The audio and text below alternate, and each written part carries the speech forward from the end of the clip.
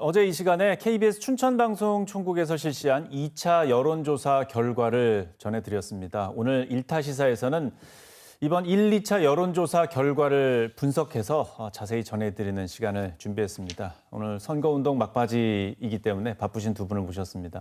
더불어민주당 강원도당 허소영 대변인, 그리고 국민의힘 강원도당 박관희 대변인 나와 계십니다. 네, 어서 오십시오. 네, 안녕하십니까. 안녕하십니까. 네. 자, 일단 말씀드리기 전에 이번 여론조사 인용과 분석은 KBS 춘천총국이 한국리서치에 의뢰해서 1, 2차로 실시했습니다. 분석 대상은 강원도민 대선 여론조사입니다. 기타 자세한 사항은 중앙선거여론조사심의위원회 그리고 KBS 춘천 홈페이지를 참고하시면 되겠습니다. 자, 먼저 KBS 춘천총국에서 강원도민의 민심을 살펴보는 두 번째 여론조사 결과를 어제 했는데 좀 변동이 있었습니다. 가장 큰 관심사는 대선 후보 지지도이고 후보 당선 가능성인데 이 부분에 대해서 어떻게 보시는지 먼저 민주당 허소영 대변인께서 말씀해 주시죠. 네, 저희는 이번 선거가 윤석열 정부가 벌인 불법적인 내란에 대한 심판하는 그런 선거라고 보고 있고요. 그런 의미에서 이재명 후보의 그 승리를 확신을 하고 있습니다.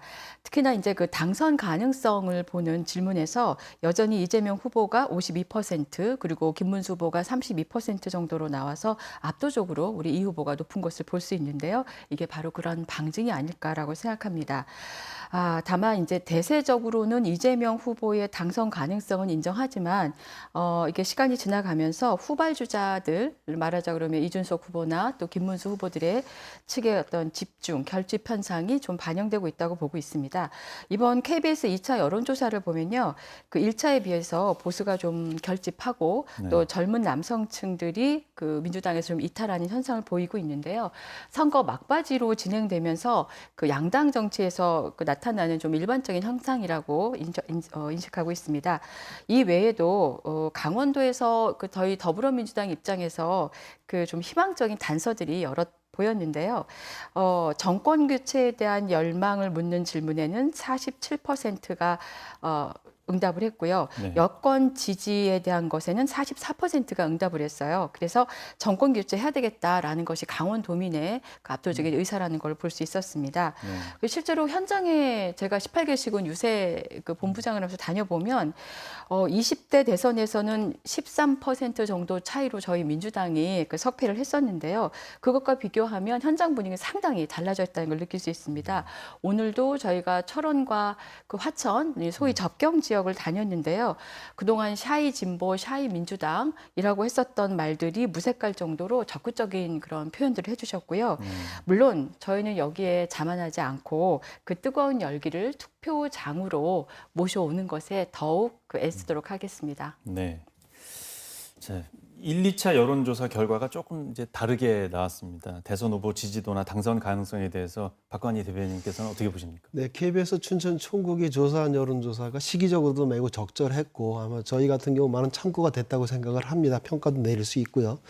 그 1차 조사 때는 그 45대 35, 물론 이제 이재명 후보와 김문수 후보의 표차가 한 10% 정도 났었는데 네. 그 2차 조사에서는 한 10여일 지난 2차 조사에서는 41%로 동률이 나왔거든요. 그런 면에서 어떤 추세적으로 한 10여일 지나면서 국민의힘 후보, 김문수 후보가 처음에 그 선거운동 시작하면서부터는 경선 후유증으로 많은 좀 출발에 좀 늦었다는 그런 그 핸디캡을 좀 딛기가 힘들었었는데 극복하기가 힘들었었는데 이제 어느 정도 본못을 찾아가고 있고요. 지난 대선이나 역대 대선을 보더라도 강원도에서는 민주당 후보와 비교했을 때 한 10여% 이상, 좀 많을 때는 그 이상도 차이가 벌어졌던 그 모습들을 점차 찾아가고 있다고 그렇게 생각을 합니다. 특히 지난 1차 때 조사에 비해서 2차 조사가 상당히 동률을 이루면서 어제 정도, 하루 지난 어제 정도면은 그 우리가 원하는 골든 크로스의 개념들이 이제 어느 정도 시작이 됐다고 생각을 하고요.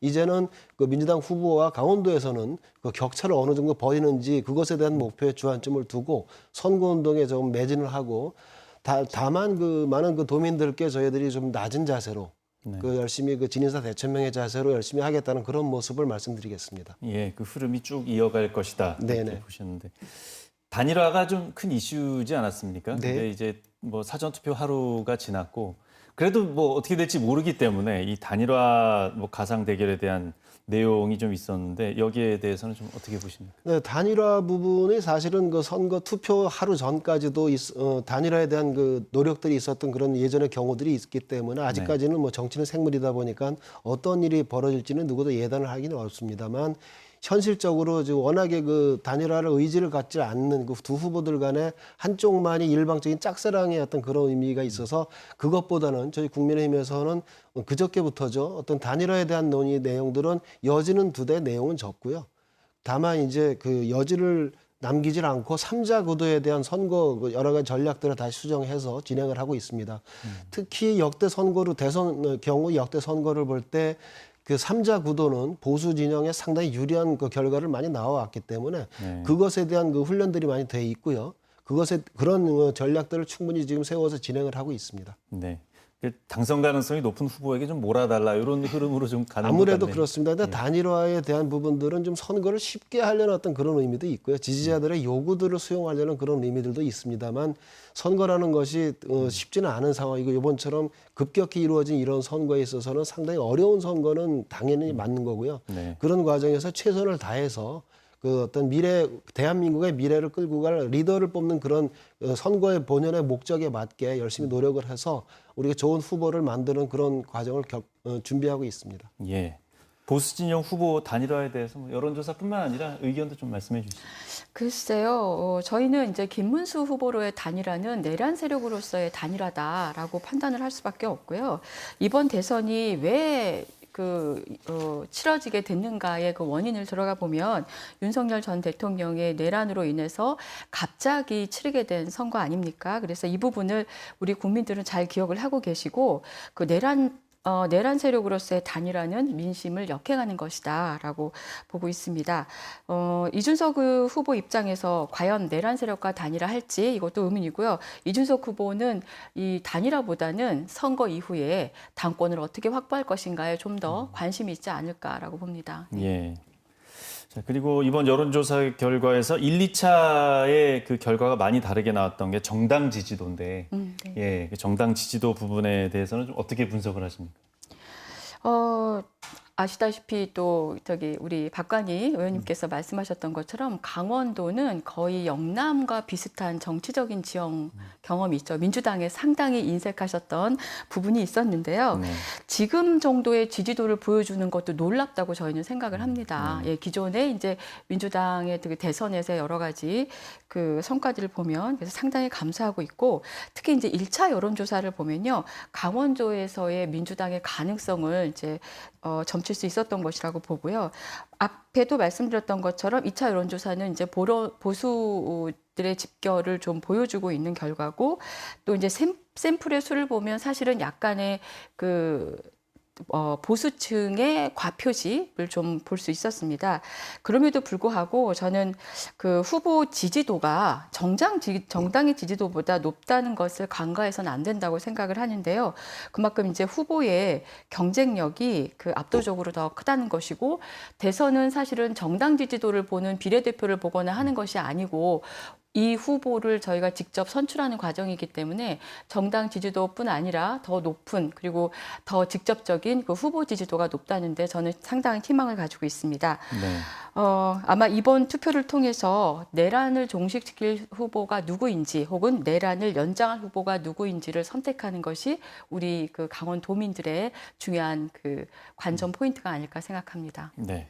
박관희 대변인께서는 정당 지지도 2차 결과를 좀 고무적으로 보셨을 것 같은데. 네, 그렇습니다. 정당 지지도 역시 아까 앞전에서 말씀드렸던 후보 지지도와 별반 차이가 없다고 생각하고 그 흐름은 다 같다고 일맥상통한다고 말씀을 드릴 수 있겠습니다. 네. 특히 강원도의 경우는 과거의 전례도 있고 아까 말씀하셨던 그런 내용들이 있는데요. 강원도의 경우는 당초에 그 선거 운동을 시작하면서 저희가 늦게 출발했다는 그런 핸디캡들을 이제 극복해 나가면서 충분히 그 선거 투표일까지는 계속 이런 추세를 이어간다면 역대 기대했던 역대 그 선거 결과 이상의 어떤 그런 표 차이를 벌리면서 강원도에서는 충분한 그 좋은 결과를 얻을 수 있다고 생각을 합니다. 그리고 아까 허수영 대변인께서 이제 지금 현재 프레임을 자꾸 이제 어떤 여러 가지 내란이나 이런 쪽으로 말씀을 하시는데 그 부분에 대해서는 우리가 고장난명이라고 손바닥은 마주쳐야 소리가 나는 부분이 있습니다.